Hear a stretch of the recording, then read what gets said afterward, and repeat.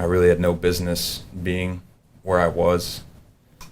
I think you can call it fate or God or whatever you want, but I can't count on both my hands the irregularities that put me in that position when a call for service came out for an act of deadly aggression at a school.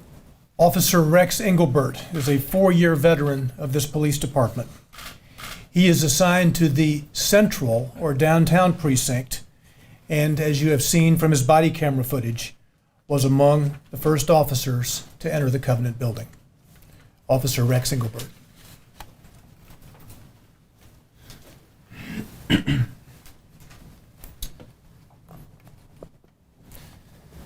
I was working in a regular duty capacity that day.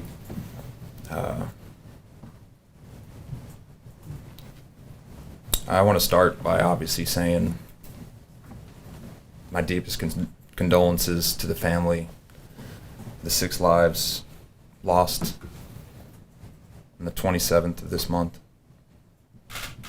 I'm going to do my best to relay my rendition of my day. It was a regular work day for me. For some reason, I was feeling tired. I'm a proactive unit. I work for the Central B-Detail bike team. I guess I hadn't finished my coffee and I wanted to complete some administrative tasks. So I wanted to go to the Metro Police Academy. I had some business to attend to there.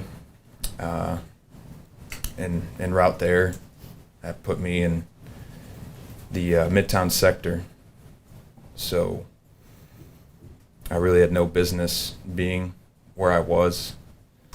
I think you can call it fate or God or whatever you want, but I can't count on both my hands the irregularities that put me in that position when a call for service came out for an act of deadly aggression at a school.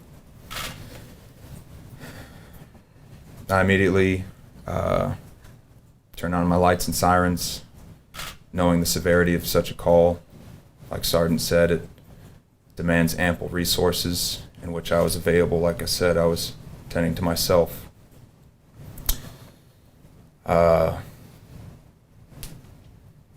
I've been to, I don't know how many false act of deadly aggression calls.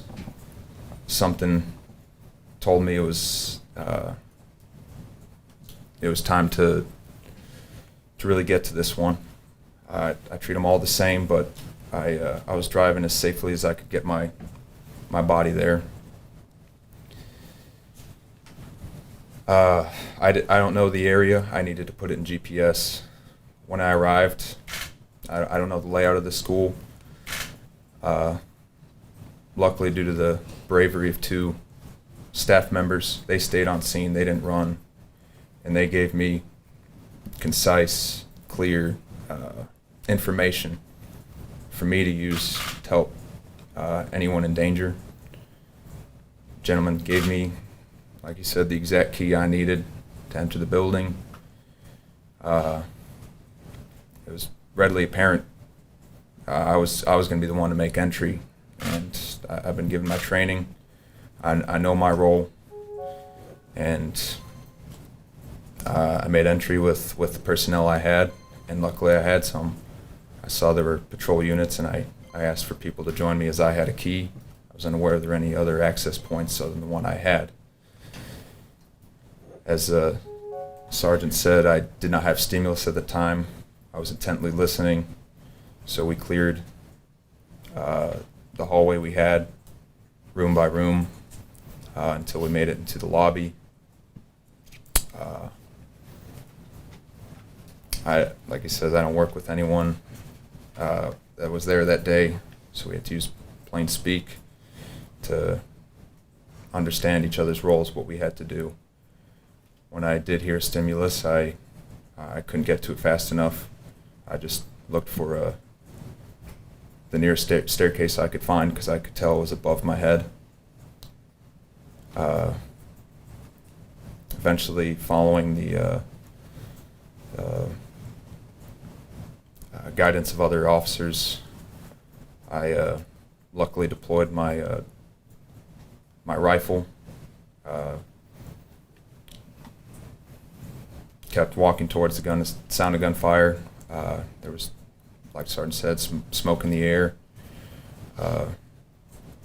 It was very very similar to the training we receive, the stress inoculus that our training academy had exposed me to before this incident. I definitely wish I had also deployed my rifle caliber rated heavy plates when I found myself at the front of the stack, where I found the stimulus or the threat, the second floor of the school. Like Sergeant said, work wasn't over. We didn't know if there was another threat. Immediately took teammates I am not used to working with to start clearing rooms, escorting children and teachers along. And there were more personnel and resources at this point. I was able to guide them out, basically similar to the way I had came in, and just tried coordinating best with supervisors and fire personnel until I was relieved of duty on that scene. I was told to sit in my car. And that was pretty difficult because I could tell there was more work to be done. That's about the day that I had on the 27th.